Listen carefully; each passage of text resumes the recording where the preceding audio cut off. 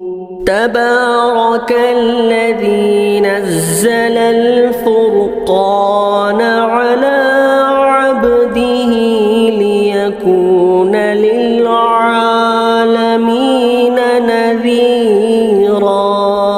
کسی بھائی نے سوال کیا ہے، مفتی صاحب میاں بیوی میں جھگڑا ہوا تو شوہر نے بیوی سے کہا کہ تم کو طلاق دے دیں گے، تو بیوی وہاں سے ہٹ گئی، لیکن بیوی کے جانے کے بعد شوہر نے 4-5 افراد کے سامنے میں تینوں طلاق دے دیا، تو کیا طلاق واقع ہو گئی؟ برائے مہربانی مفتی صاحب جواب دے۔ عین نوازش ہوگی۔ سوال کرنے والے عبداللہ صاحب دہلی سے۔ بھائی یہ ایک اصولی بات یہاں ذہن میں رکھے، آج یہ عمومی طور پر پایا جا رہا ہے، ایک اصولی بات یہاں ذہن میں رکھے۔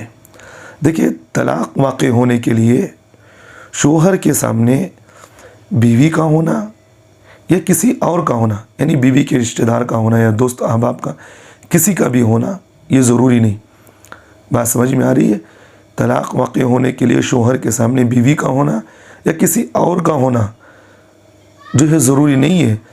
شوہر اگر بیوی کی طرف نسبت کرتے ہوئے زبانی طلاق دے یا لکھ کر تحریراً طلاق دے تو اس سے طلاق واقع ہو جاتی ہے، یہ اصولی بات ہے۔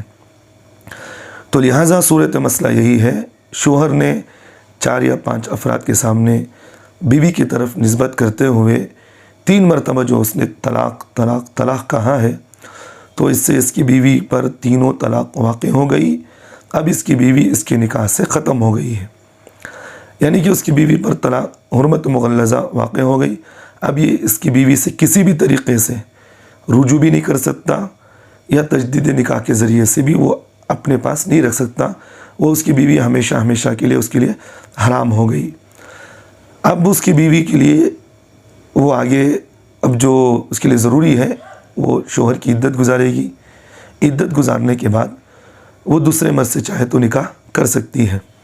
اب وہ نکاح کرنے کے بعد چاہے تو اس کا شوہر ثانی یعنی دوسرا شوہر اس کو اپنی رضامندی سے طلاق دے دے یا اس کا انتقال ہو جائے، تو اس کے بعد وہ عورت جو ہے عدت گزارے گی اس دوسرے شوہر کے انتقال کے بعد۔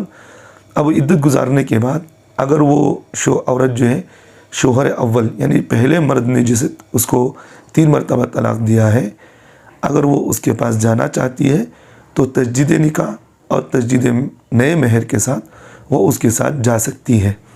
یہاں تک اس کا مسئلہ ہے۔